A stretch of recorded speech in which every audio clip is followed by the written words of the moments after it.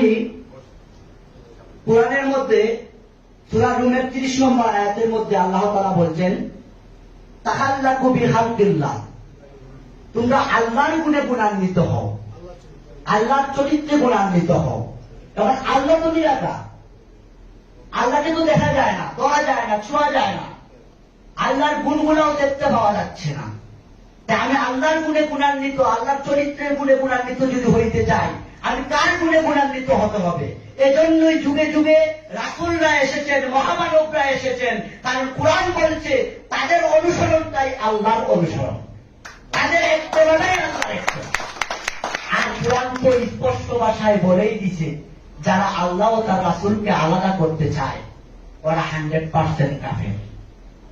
আর আমরা রাসূলকে আলাদা করতে করতে এমন একটা সাইড এসেছে, আমরা রাসূলকে সরিয়েই দিয়েছি। আর কোরআন বলছে আলাদা করা তো দূরের কথা, আলাদা করার চিন্তা ভাবনাটা আনলেও 100% কাফের। আমি জান শরীফ সুরেশ্বরী রহমতুল্লাহ আলাইহি দুই একটা ছন্দ আমি বলবো। সতেজ কিতাব যদি মানা করে তারে, মানিয়া পীরের বাক্য রেখে দিও তারে। সতেজ কিতাব যদি মানা করে তারে, মানিয়া পীরের বাক্য রেখে দিও তারে। কিতাব দিয়ে মুর্শিদ নির্বাচন করবেন না। কারণ একজন রাসূল কিতাবের সততা, কিতাব কতটুকু সততা বহন করে সেটা রাসূল বলে দিতে পারবে, কিতাব বলে দিতে পারবে না, ঠিক কিনা? আমরা রাসূলের বলছেন জান শরীফ সুরেশ্বরী, যার সিলসিলার খবর আমরা সবাই ভালো করে জানি। এই জান শরীফ সুরেশ্বরীর কথায় উনি বলতে চাচ্ছেন, উনি রহস্য জগতের কথা বলছেন। সতেজ কিতাব যদি হয় সেটাকে ফেলে দাও, মুর্শিদের কথার বিপরীত যদি যায় কিতাবকে ফেলে দাও, মুর্শিদকে গ্রহণ করে নাও, তাতেই কল্যাণ হবে। কোন কিতাব সত্য, কোন কিতাব মিথ্যা, আমার মুর্শিদের কথার উপরে আমি নির্ভর করব। কিন্তু কিতাব দিয়ে আমার মুর্শিদকে নির্বাচন করব না। কারণ আমার মুর্শিদের কথায় কোন কিতাবে কতটুকু সততা আছে সেটা আমরা যাচাই করতে হবে। কিন্তু শরীয়ত সবাই মানছে, কারণ আমার গুরুর দেওয়া যে আদেশ নির্দেশ, আমার গুরুর দেওয়া যে জিনিস, সেগুলোই আমার জন্য শরীয়ত, সেগুলোকেই আমার আমল করতে হবে।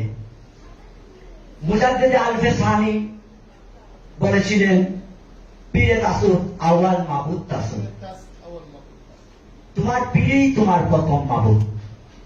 এটা আমরা জানি। আমার মন কি মানে, আমি কি মেনে নিতে পারছি? আমি যদি প্রকৃতপক্ষে আমার মুর্শিদকে আমি মাবুদ হিসাবে মেনে নিতাম, তাহলে আমি তার কাছে পূর্ণ আত্মসমর্পণ করতাম। আমি পূর্ণ বিশ্বাসী হতে পারি নাই, আমার বিশ্বাস হয় নাই। কিন্তু আমার বিশ্বাস অর্জিত হতে হলে আমাকে গুরুর আশেপাশে থাকতে হবে, গুরুর সেবা যত্ন করতে হবে। গুরু যদি আমাকে দয়া করে তাহলেই আমি দয়া পেতে পারি, তা না হলে আমার আমল দিয়ে, বন্দিকে দিয়ে আমার সত্য পাওয়া সম্ভব না। একান্ত গুরুর ইচ্ছা, একান্ত রবের ইচ্ছা। রব যাকে ইচ্ছা তাকেই দান করে। আমি একজন দাস, আমি দাসত্ব করে যেতে হবে। আমি বাবার কাছে যখন মুরিদ হয়েছি তখন বলেছি, বাবা আমি মনে এবং প্রাণে আপনার কাছে বায়াত গ্রহণ করলাম। কিন্তু আমি মনও দেই নাই, প্রাণও দেই নাই।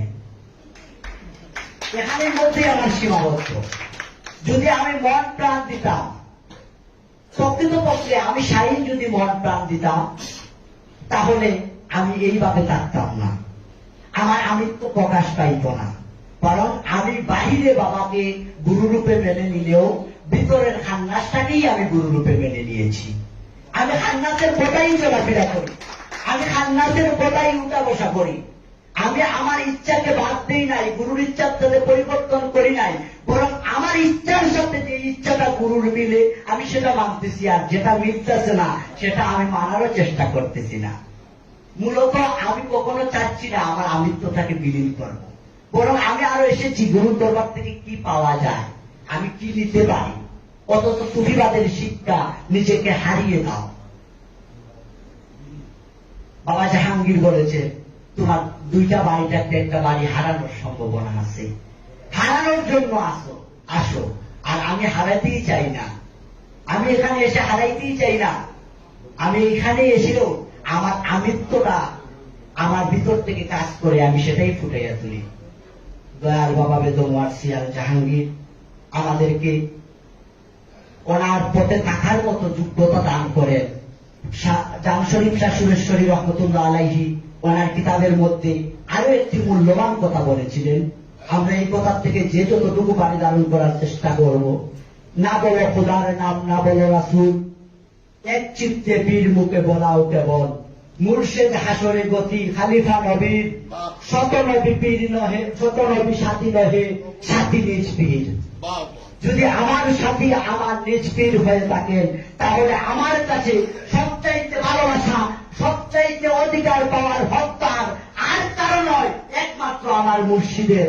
এই বলে আমি আমার সংক্ষিপ্ত বক্তব্য এখানেই শেষ করলাম। দয়াল গুরু বাবা বেদম ওয়ারসিয়াল জাহাঙ্গীর মাদার চালনা, মাদার চালনা।